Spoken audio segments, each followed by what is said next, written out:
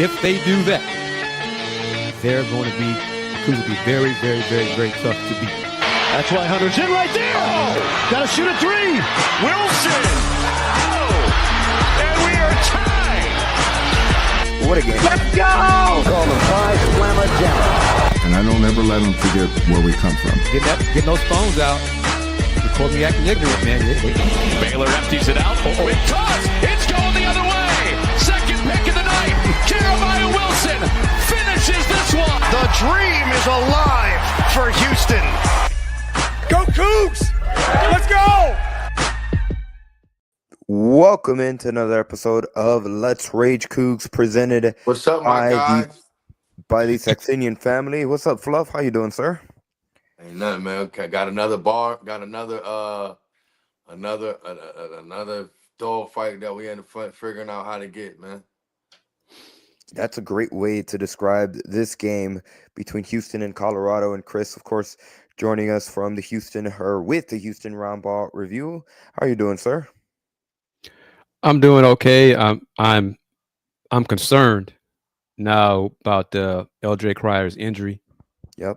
You know, Coach Sampson said in the post game to the guys, Scott Williams, back from North Carolina, the Bulls. Boy, I'm old.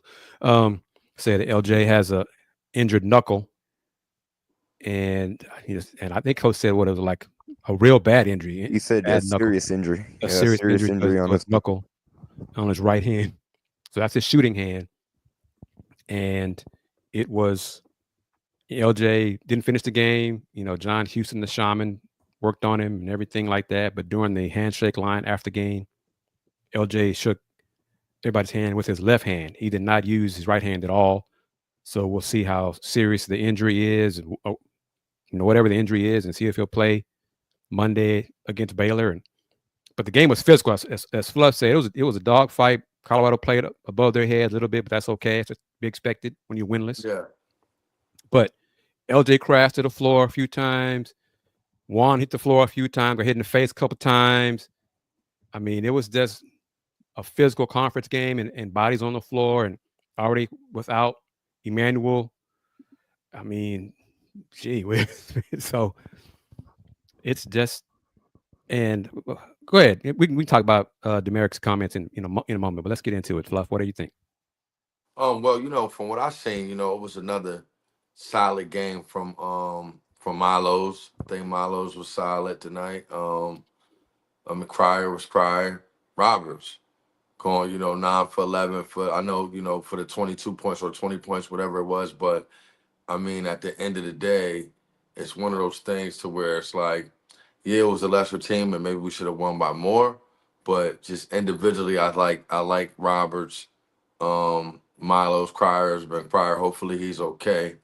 I like that those guys are having some success, especially Roberts. I think we talked about it maybe 2 or 3 shows ago about how, him being sure of himself and making moves to the basket or making moves to make things happen. And he did that tonight. Let's get into some of the statements from our viewers watching us on Musk and YouTube.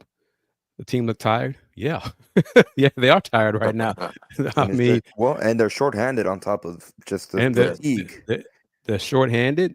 Yeah. And they got to do it again on Monday night against Baylor. So they're going to be tired Monday as well. And they're playing with less bodies. Baylor's playing in Waco today. I saw a comment about, here we go. This one, Mr. Big Tex, go get this one first. Terrence did a good job in the mid post. Again, and had some good drives and finishes at the hoop. That was good to see. I kind of like the offensively, because defense, there was some missed assignments. But offensively, with Juan and Terrence. Terrence was amazing again today, too. Yes. It was pretty much Juan and sometimes Juan and 4 guards, because I count Terrence as a wing, kind of thing. But they kind of took turns in the post. And that's a different look for teams. And if teams are going to allow Terrence to go one-on-one, he can win a lot of those matchups in the Big 12. Yes. And then if you allow Juan to go one-on-one in the post, he can win a lot of those matchups in the Big 12 and it's in basketball in general. So that's a different look for teams. There were some breakdowns on defense here and there, but down the stretch, they locked in and they shut down Colorado and got a 10-point win. And as Crabtree says, And as Coach Sam said after the game, 6-0 on the road in the Big 12. Yep, I'll take that too. We'll take it all day. Yep. Sure. Yeah. Well, Kris, you talked about the. Go ahead, Fluff. Also, sometimes we could look at a team's record like they was 0-11, but if you look at some of the players that they had, like when I first seen it, me and my son was watching the game. He like, Dad, they 0-11. I'm like, no way, because I'm like watching, how they're playing. I know, of course, they're really 0-11, but they got the big kid 7, they got the African kid, they got 3 that was 6 for 8, Hammonds that was 6 for 8 from 3. You got, all of these guys that, they're not winning games, but I bet you if you look down the line, they had some more close games with some good teams. So, sometimes the game is just, it's not about what the other team's record is. It's about, how we persevere in the situation that we're put in. So I think we did that tonight. And Hammond made some tough shots.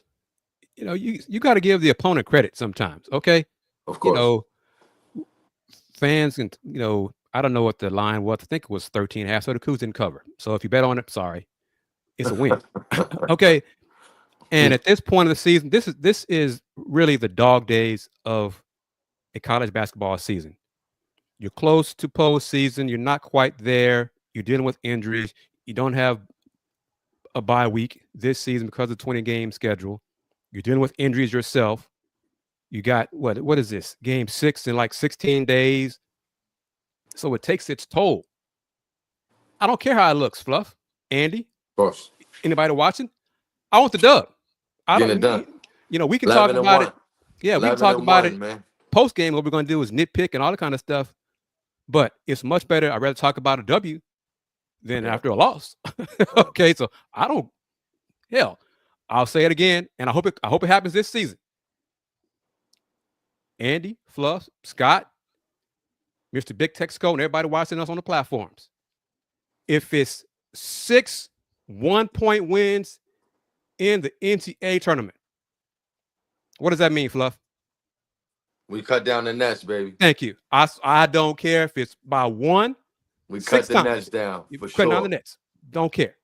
Yes. And one thing we got to look at too is, if all these games were blowouts and all these games were, games that we just won, easily, we won't be battle tested as we, think that we are because of our record. So that means that we've won a lot of games before, we even got into the middle of conference play. So, us getting to that tier end and going into, like you said, going into the postseason, to have some battles that maybe we thought we wasn't gonna have and be ready to go for the tournament it gives us, a good shot at, going 6-0 because that's what we need to do. And Kraft makes a great point. Yep. Right there. That's the same Colorado team that beat UConn, the Maui Invitational earlier in the season, and they went 9-2 in non-conference. They've just really struggled once they started. I just said that. But that is not an 0-11 team. They are 0-11, but their skill set and their talent does not scream. I watched the whole game start to finish. That team doesn't scream 0-11 to me. I'll piggyback off what Fluff's saying. When they started out, trailing was 11-0, something like that when the Cougs jumped out early. Yep. If the team is Buff players were fragmented and they weren't a team, they'd have quit. Of course. They just rolled. They would just stop. They gave up. We're down 11-0. We're supposed to lose this game. And let's just go through the motions. They didn't do that. They tied up at 14. They battled. So this team, we can talk about wins and losses. Sometimes you get bad breaks. Yes, teams make your own breaks, but sometimes you just go through a funk and it just, man, we were close. We were right there. Bad break here, bad bounce there. Didn't get the win. So they've had a few of those, and that weighs on your confidence. Losing becomes contagious too, just like winning. Yeah. Of course. They might win a game on that first day of the Big 12 tournament. They might win. Man, we might be. They might be. The way they played tonight, we might be playing them in, I don't know, the championship. Yeah. So I mean, and Kansas lost today at Kansas State. Kansas has 5 Big 12 losses. Cougs have how many, Fluff? 1, baby. That's all that matters. That's all that matters. I'm sure there are some Jayhawk fans. Man, I think basketball has passed Coach Bill Self by. We've lost 5 games in the Big 12. It might be time to get a new coach. Well, hey, listen. Come on, folks. I don't know about that, Kris, but I will say this in an aggressive way. We have the best coach in the country, and we have the best coach in the conference. Yes. That's Calvin Sampson. No doubt about it. If you watch it tonight, you watch how he sat on. We were in the dogfight. We were down 4-5. I mean, we were up 4-5, 6, whatever it was, 3, 6, whatever it was, and he didn't budge because that's how prepared he knows his players are, and he knows that we're going to get out of this jam, and that's what I see from even our guys, just like Terrence. I mean, I tell you, this kid Terrence. If I said it the other day, if this kid still continues to have this leash, once a couple guys come back, he's going to be amazing for us in the tournament. And I love, and I get your comment on this. I love what Coach said to the guys after the game. We saw some matchups that we liked. We saw some advantages, and we went to them. That seems obvious to fans, but some coaches don't do that. Some coaches are so rigid and just stick with whatever you got a mismatch. You got something that works for you. This ain't rocket science. I'm gonna do what it takes to run that play all day long until they stop it, until they make me do something different. And down the stretch, it was going to Juwan Roberts.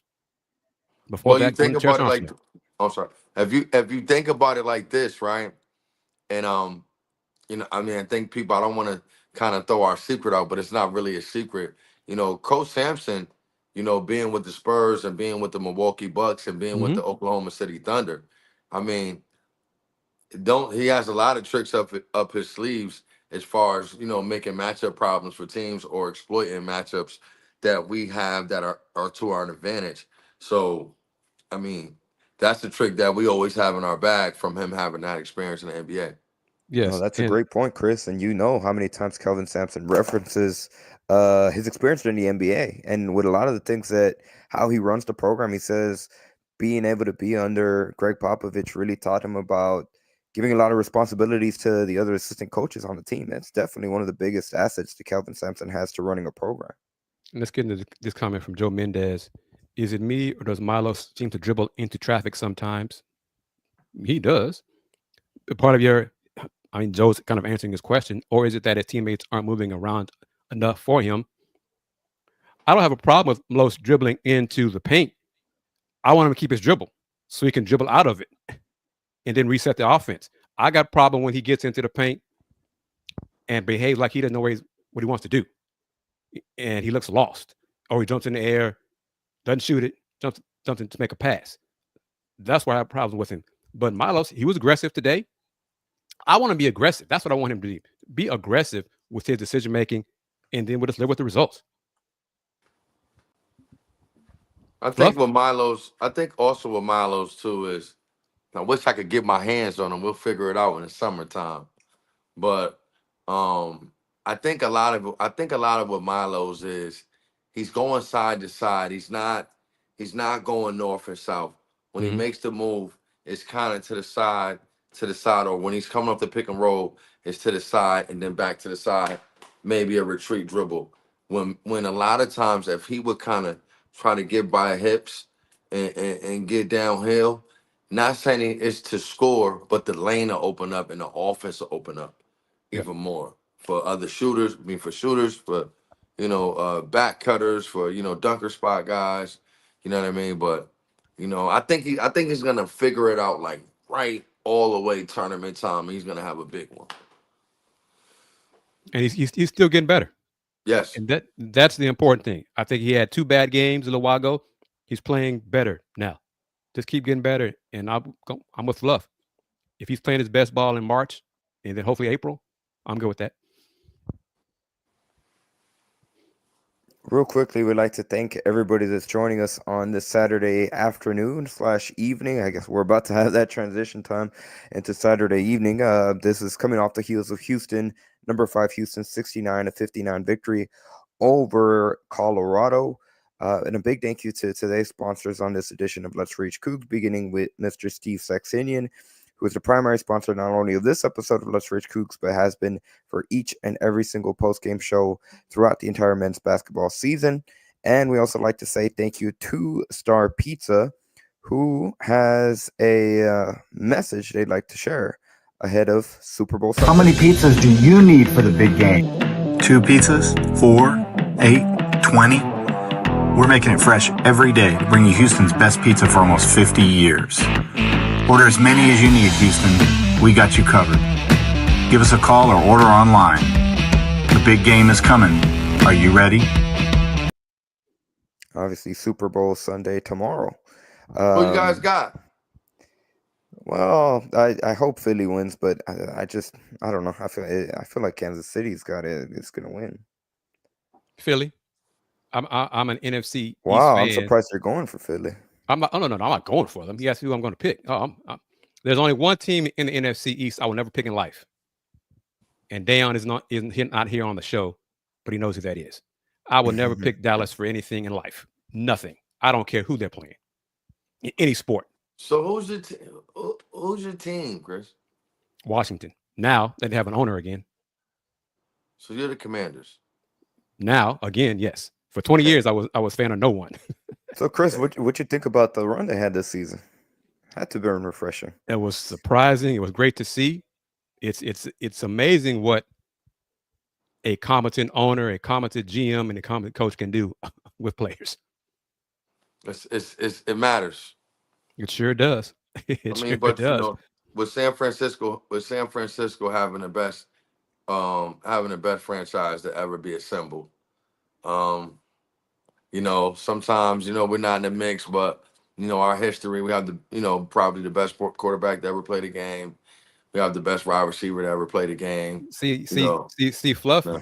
you're gonna get some pushback from Patriot fans. From Patriot fans. From Patriot fans, like you said, the best quarterback to ever play the game, and they'll be like, "Hold up, man." But let's get into this. This is for I'm gonna go back. Hold that thought. This from Crabtree. Wow. Refs had a tight whistle today. He was in the foul trouble. Yep. That's true. I mean, Javier had 3 fouls in 2 minutes in the first half. His third foul was he was hustling, diving on the floor and got a foul called on him. Somebody said it's a championship or bust. Yeah, here we go, right here. Yep.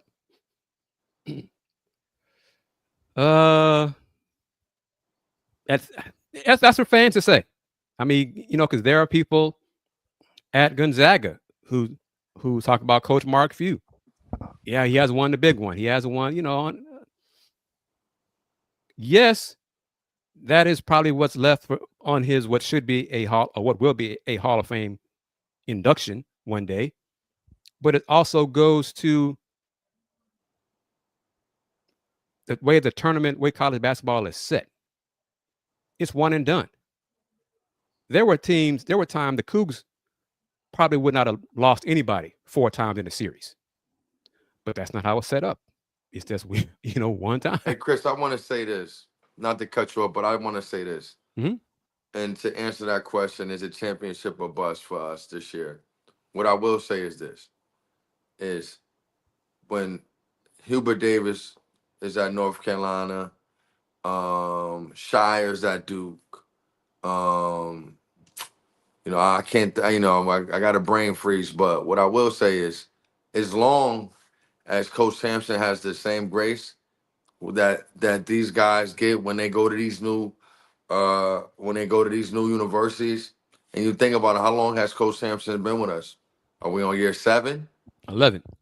Yeah, I'm off for year 7. I'm tripping. 11, right? We're on year 11 with Coach Sampson. How long did it take Boeheim to get one? Right.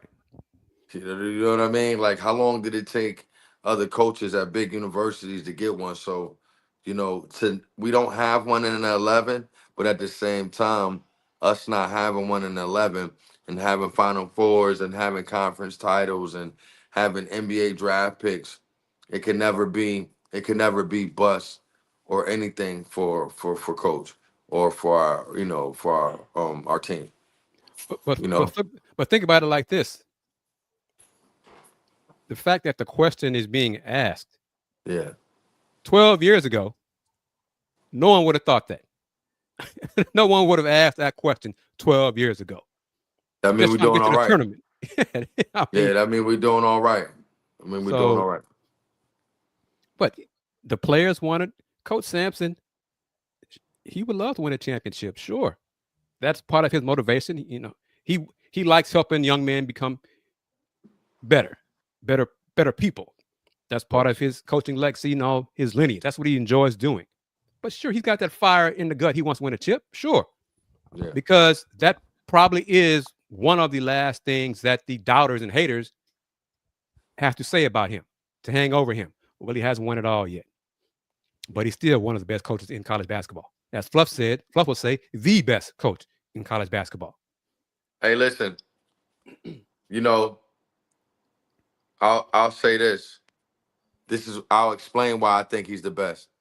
I think he's the best because he came into a situation at the University of Houston to where he built something from the ground up, and he built something, that has some, things that were already going on, but he took it to a whole nother level. A lot of these other schools have success that's already been there before the coaches came. And I like the way MC is thinking positive. Coach will win one. Yes, sir. So, the bus part, and I'm not going to, put words, speak for it, not too complicated.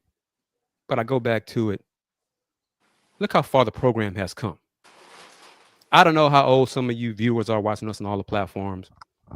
It matters. It matters. It matters. I go back when I was a student at UH, and making the tournament was like a pipe dream.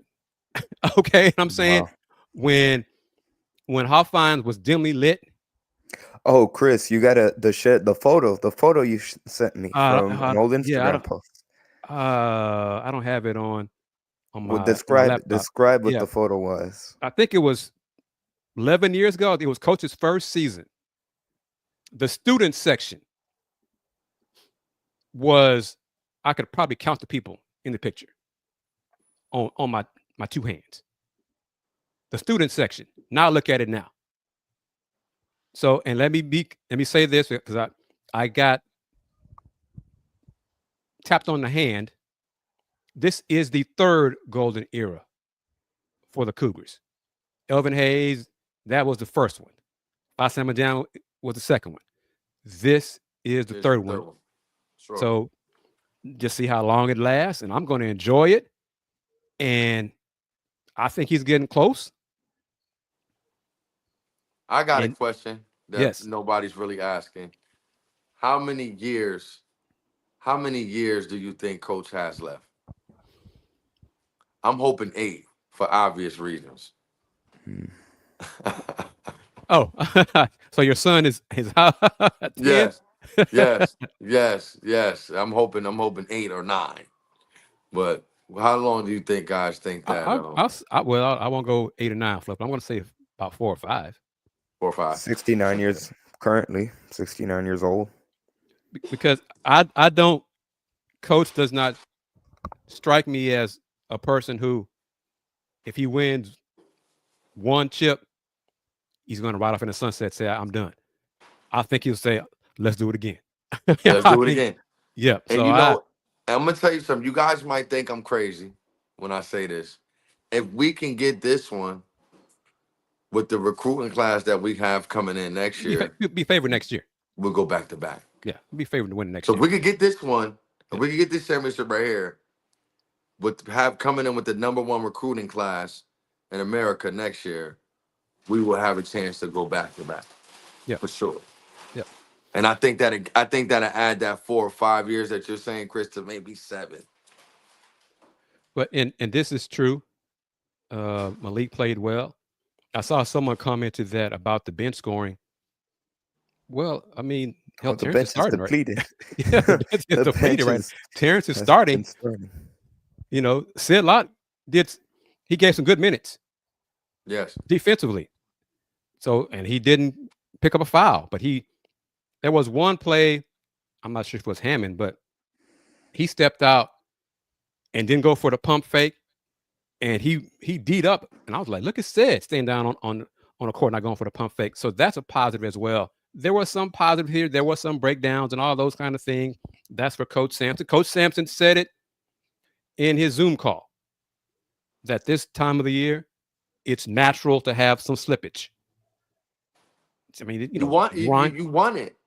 Yeah. You got a little bit. We don't want to lose, but because we want that number 1 seed, but we want that. We want that little struggle sometime, a little bit. And I'll because folks ask this question. I get it every so often too. LJ's knuckle did not happen in practice. Some people talk about the Cougs going too hard in practice is because it's a reason for the injuries. Jamal Shead ankle injury happened in the game. Yes. Okay, so injuries happen. You get your hand caught in the pick, a guy's jersey, you just hit your finger. It happens in the game. I mean, bad breaks happen in games too. Yes, sir. So it's not because the Cougs go so hard in practice. Sometimes, whether you call it luck or whatever you want to believe in, it's because these guys are human. They're not robots or machines. Their bodies will break down in a game, in a practice. You can take a jump shot, land on somebody's foot, or just jump up for a rebound in a game, land on somebody's foot, or your ankle, and nothing doing practice. And but just to piggyback off that point, even if there was some type of more concrete proof, the way Houston practices, that is all goes into the identity of who they are. Like, they're not going to change that. Yeah. Anytime, as long as Kelvin Sampson and even once he decides to step down, and if it's Kellen that takes over, that's not going away anytime soon. It's part of their identity. That's why they play so hard. That's why it's instilled in them. It's a part of their DNA. Agreed. It's who they are. They're not going to change who they are. We're here because of defense internationally. Yes. Yeah. The program has evolved to be nationally relevant because of those hard practices, because of how physical the style of play is. That's who Houston Cougars basketball, that's what it is. And that's what they're known for. And I'm going to be positive, which is kind of rare for me. But I'm hoping that the Cougs getting the injuries out of the way now, rather than March and rather than the tournament.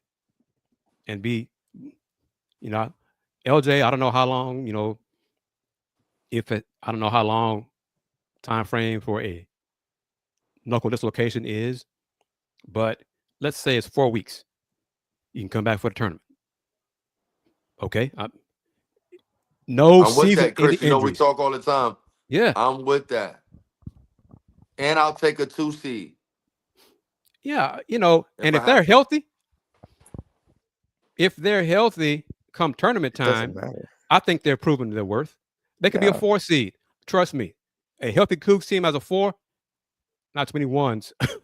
No one's going to want to face them in the tournament. Who, man? Yeah. I mean, just think back to 21-22 when they were a 5 seed and they were a few baskets away from making a back-to-back Final Four appearances. So,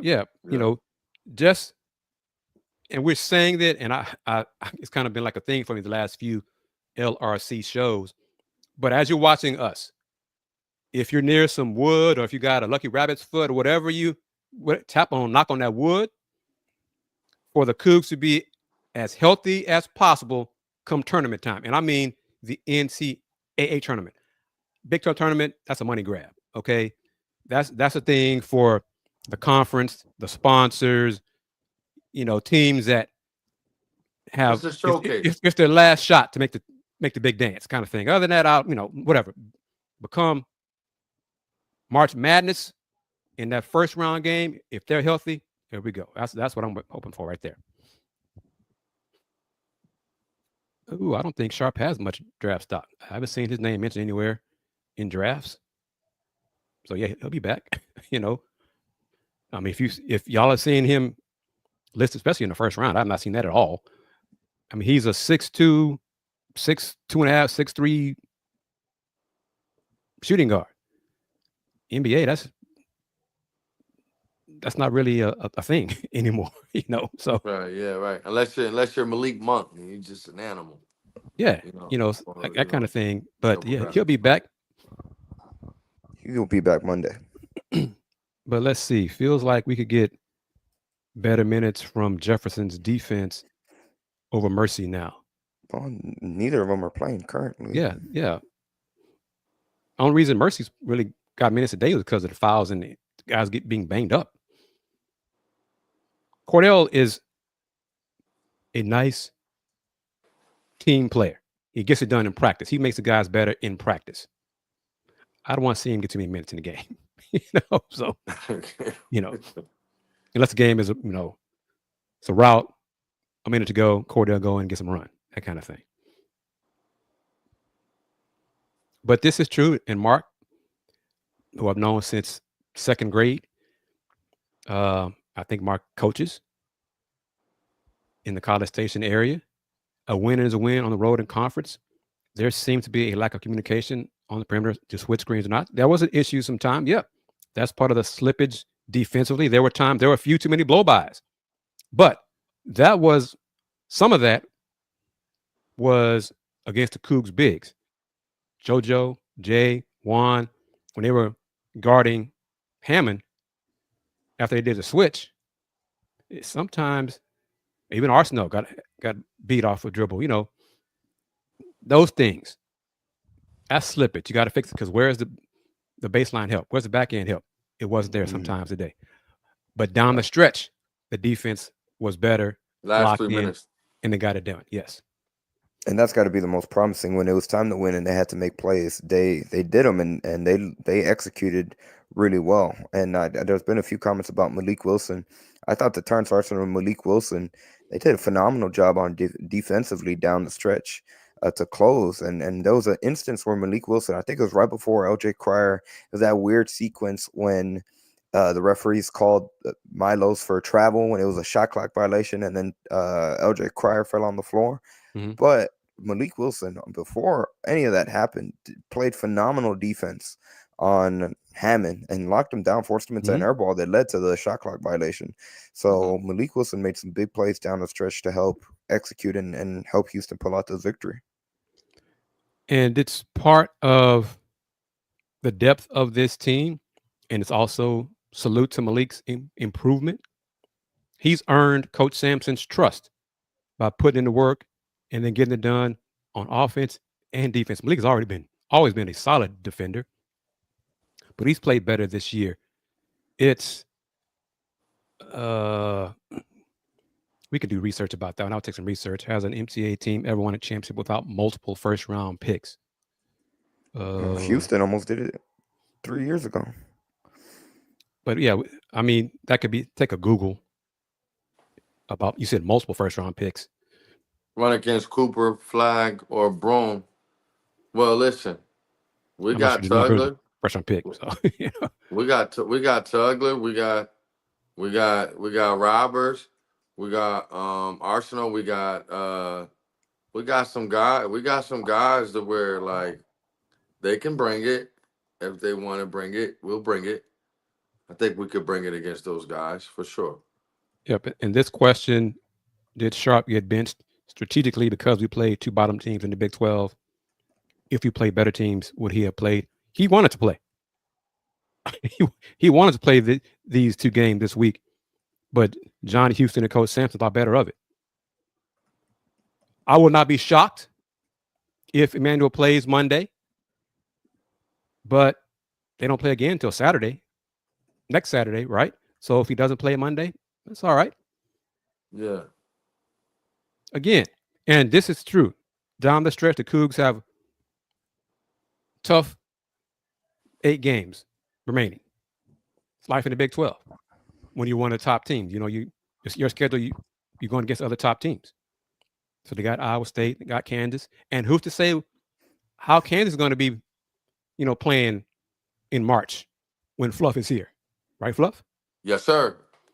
So, yes, sir. I'm excited about that. I got a little nervous. I talked to the coaches. I got a little nervous about the playing situation, but I'll be there. You know what I mean? I'll be there.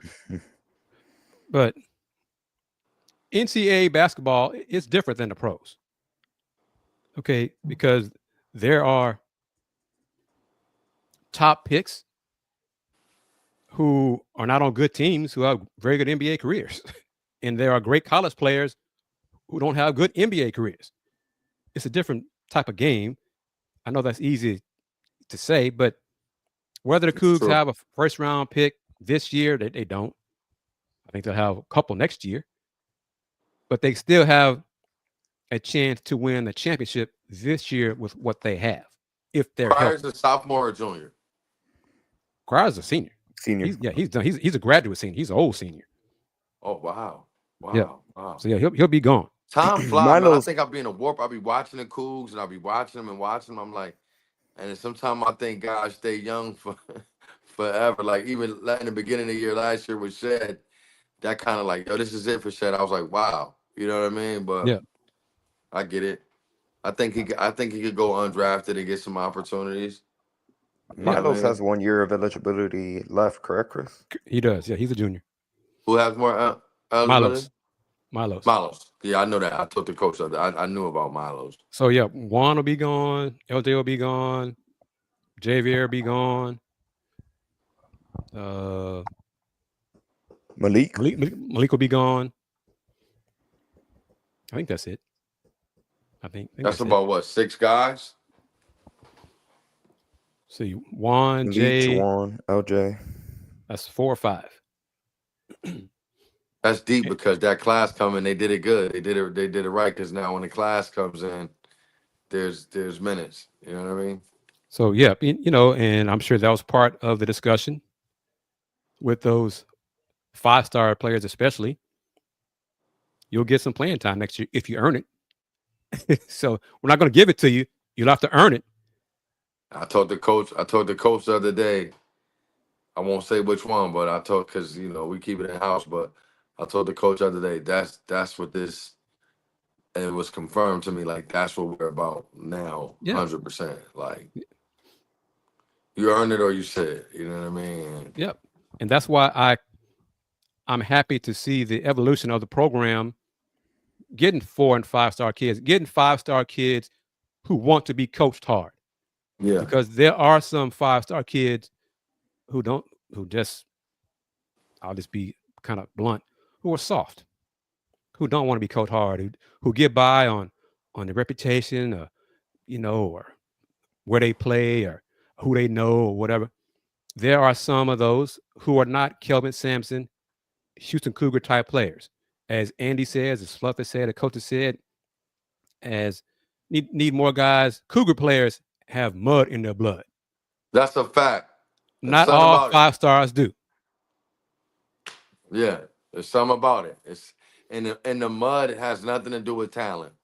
It's it's something about the area, third ward, whatever, it's something about when you get there, like, yo, I'm here. And this is what it's all about. This area, these people, the community, the town, and you kind of wear that when you get, to our place, to our university. Because next year's team would be a different look for us and everybody who follows them and covers them. Oh yeah, they're going to have a lot of just from the 5-star players. 5-star McDonald All-Americans, 2 of them.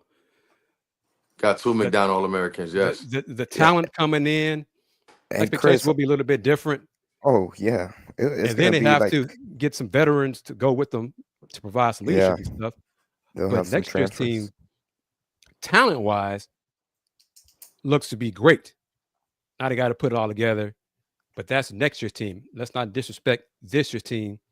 If LJ injury to his knuckle on his right hand is not a long-term injury, and they get healthy in March, this team has a chance to win the chip. Yes. Yes, that's deep that you made that reference that Colorado, that's the same Colorado team that beat Connecticut early. Yeah. So I mean that they have some potential for sure. And not too complicated going about, but the question was multiple first round picks. Not just one, multiple. What was the last championship team that did not have multiple first round picks? So yeah, we'd have to do some digging on that one. I'll email somebody with the NCAA when we're done with the show and see if he has it info at his fingertips, because he's good at that kind of tidbit of information. But Cougs won today by 10 on the road against Colorado, a scrappy Buffalo team, a team. Let's see, how many threes did they end up making? They made 9 threes. They made them in kind of bunches. Yeah, they went 5 for 8 in the second half, which kept them in the game. But down the stretch, Terrence Arsenault and Juwan Roberts got it done either in the mid post or the low post. The issue, as you see going across the screen on the ticker crawler, is LJ's knuckle injury. Coach Sampson said it's a serious injury. So we'll see what that means in terms of how long he's going to be out. Hopefully it's nothing past 4 or 5 weeks. If it's 4 or 5 weeks, he'll be back for the NCAA tournament. Not worry about the Big 12 tournament. Be back for the NCAA tournament. The NCAA tournament. Yes. That's going to be something to keep an eye on. Kris, real quickly, just again, like to remind everybody that this is Let's Rage Coogs presented by the Saxenian Family. A big thank you to Steve Saxenian for being the primary sponsor of this edition of Let's Rage Coogs, as he has been all season long for each and every single men's basketball post-game show. If you are new to the channel, whether it's Houston Roundball Review YouTube channel or Pod Slamma Jamma on YouTube or on X, make sure you hit the subscribe button, the follow button. We do this after each and every single game. We'll be back on Monday night following Houston and Baylor. And of course, we also like to say thank you to Star Pizza for being a secondary sponsor on today's episode with 3 locations throughout the Houston area. Star Pizza is your go-to stop before or after the game. Make sure you visit them online at starpizza.net. Go ahead, Kris. I'm just checking. Is Baylor playing today? I think they are. Who are they playing? Yes, they're playing Waco. Let me check real quick. Because today's the 8th, right? Yeah. For some reason, the game isn't here on ESPN on my phone. They played UCF and they won 91-76. That's what 91. There it is. 91 to 76. 91 to 76. Man, I thought you said 26. I was like, what? No. So yeah, standings right now: Cougs 11-1, Arizona 10-1, Texas Tech 9-2, Iowa State 8-4. Got one of their key players back today, Milan Momcilovic. Baylor and Kansas 7-5. Yes, Kansas has 5 losses, and hell, BYU 6. So the Big 12 will probably get about 6 teams in. Right now, 7 teams are projected in. Yeah, okay. Houston, Baylor, Iowa State, Kansas, and Texas Tech. Yeah. Road Raiders. You probably have a few bubble teams too, no? Oh yeah, they do have bubble teams. Yep. Cincinnati is falling off a cliff. West Virginia losing big today, hurt their chances as a bubble team. So, and it's interesting how reality sets in before the season. The Big 12 had 4 or 5 teams in the top 10. Oh, Arizona. We forgot Arizona too. Arizona for sure. Projected to have 9, 10 teams make the tournament. And now it's just 7. And the SEC is the favorite conference this year, playing so great. But that's basketball. You just never know what's going to happen. That's why you got to lace them up and get it done on the court. Every time. As Kevin Hancock says right here, Colorado may be winless. Well, they are winless in Big 12 play, but they have not gotten blown out in most games. As Fluff said, they have not gotten over the hump. That's it. And, well, even what Kelvin said, they've had some bad luck in some of those losses too. Yeah, they've had 1-point losses. You as a player, sometimes you lose a couple of games. Let's say 4 or 5 in a row. There'll come a point you're like, damn, we had a lead in this one. What's going to happen this time? How? It's just human nature. You start that, sometimes it's, some people don't believe in the basketball guys, man, but I think they might be out there because sometimes it's just not your year. You know what I mean? And you might be playing your hardest and trying your best, and some years are just not your year. I think that I watched the game. They have a lot of talent, so maybe next year. But I don't know who said that in the comments, but no, if that's the case, I could just tell. I haven't seen most of their games, but I just know they haven't been getting blown out from how they played today, and so it's really not a letdown when you really think about playing that team and who's more hungry than to get a win on the number 1 team, but the last place team. The last place team is probably gonna play the number 1 team harder than any team that they played all year to try to get that first win. They lost on the road to Arizona State a month ago by 20. Okay. UCF by 1. Okay. West Virginia by 8. Okay. Cincinnati by 6. Oklahoma State by 10. BYU 16. Arizona 15. Arizona game was close till the end. Arizona State at Colorado was just 2. UCF game was a 1-point game when they played them. Right. And today, of course, by 10. TCU 11. Utah by 13. So they've been in games, but they haven't finished games. So that's where the double-digit spread comes from. Yes. But the Cougs won on the road to improve to 6-0 in Big 12 play. That's all that matters. Everybody here watching will take that. Yep. 1 point, 10 points. So that means we haven't, it's so crazy. We lost our first game in 33 games at home, but we're 6-0 on the road in the Big 12.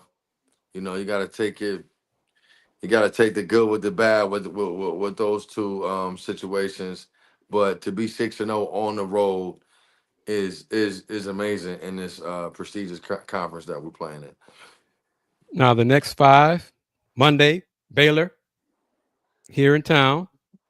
Next Saturday at Arizona. Tuesday at Arizona State. Then Saturday on 22nd, home versus Iowa State. And then 2 days later, they go to Lubbock to play Texas Tech. Woo! Yeah. That's a challenge. And then close it out, home against Cincinnati, Kansas, and then go to Baylor in Waco on March 8th. A 9 p.m. tip-off that the league announced earlier this week. So they got 3 big Monday games coming up. Baylor, at Texas Tech, and then at Baylor on March 8th. This is a fun question. Who do you guys think will perform like a first-round pick in the tournament? Seems like you always need one to win it all. Houston has multiple different candidates. It could be Milos. It could be Jawan. Shoot, if Turns continues to play like a first-round pick. Yeah, I'm assuming what they mean by the question. I have a guy that catches fire, catches lightning bottle, and has an amazing NCAA tournament run. I think Jawan could. Fluff, where'd you go, man? I'm here. Okay. I think it might be different guys, different games. Yeah. Could be LJ. Could be Terrence. Could be Jawan. Could be Milos. Could be Emmanuel gets hot from deep. He gets hot. Offensively, I think, probably Emmanuel, Jawan, LJ, and Terrence. Defensively, JoJo, boy, when he fouled, he hustled back and got that foul on a 3-point attempt. Oh my goodness. I wish I could have seen Coach Sampson's reaction after tugging the foul a 3-point shooter. I mean, and the guy made all 3 free throws, cut it to 2. And then the Cougs close out the game with like a 15-7 run to win by 10. We'll take it. Sure. All day, every day. What say you, Fluff? Who do you think which players do you think could have first round pick performances in the NCAA tournament? Who could catch a hot streak in the tournament for Houston? Terrence. I could just see Terrence like I'm watching him like he's confident. He's confident, you know, like, and of course, like when you ask me that question, I'm more talking about the unexpected. Mm-hmm. It's like Westbrook that year when he was at UCLA. They didn't think it was going to be a first rounder, and then the tournament came and went crazy. You know what I'm saying? You know, I see Roberts tonight looking like a strong 4, or a potential 4. I know he's playing, you know, a lot of 5 or whatever, but Uzan, I can't get a read on him, but he has the eye candy. He has the eye candy to do it. You know what I mean? Crier, man. Crier. You know, if Crier's like, you know, a similar game to Shed or Dayon Mitchell from Baylor. Mm-hmm. He has a similar game to those guys. So like those 4 or 5 guys. Because LJ hasn't, and right now, to me, I'd rather him do it in tournament. He hasn't had one of those zone games from 3. Yeah. You know, he hit 6-7 threes and he's got 28, 30 points. He can do that. He's had some great looks. They rimmed out. They bounced out. He was 3 for 9 from 3 tonight. If he can get hot and go 5 for 9 in a tournament or a 6 for 10 in a tournament, that he's capable of doing that as well. Yes. So this year's team has some guys who can get hot on offense. Emmanuel can, LJ can, Terrence can. Once or twice, Milos can. Juwan can in a different way, close to the basket, but he can. So offensively, this team is a little bit different. And as Hoop and Holler stated, and reiterated or repeated, yep, Colorado beat UConn in Maui earlier this year. So this team has talent. They have not won the Big 12. They've had some chances. They haven't found a way to get it done. But that also says something about the Big 12. Yeah. So, and also, the game the Cougs won in Kansas, there was some luck involved in that. You know, you don't think DeJuan Harris is going to miss 2 free throws, but that's part of basketball. You just never know. In the steals, Kansas did not handle the Cougs' pressure. JoJo jumped up and down, defending the inbound, and forced turnovers. Those things happen for the Cougs in a positive way. And the Cougs lost to Texas Tech. Had some things happen to them in a negative way, and they lost. It all balances out.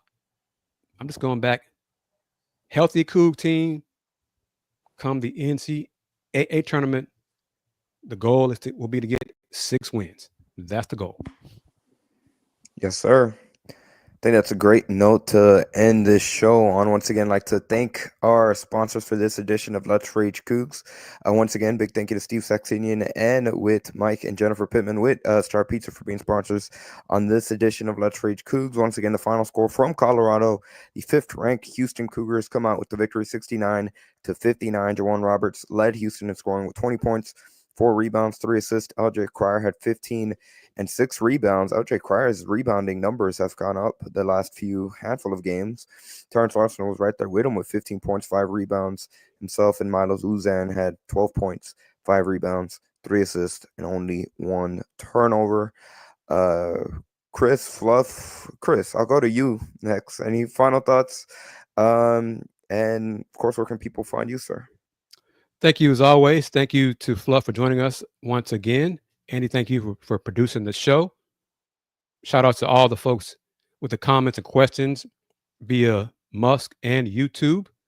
I am KG of the Houston Roundball Review. Road win, I'll take a road win. I don't care if it's by 1 or by 10, whatever. A win for the Cougs. The question is LJ Cryer's injury to his knuckle on his right hand.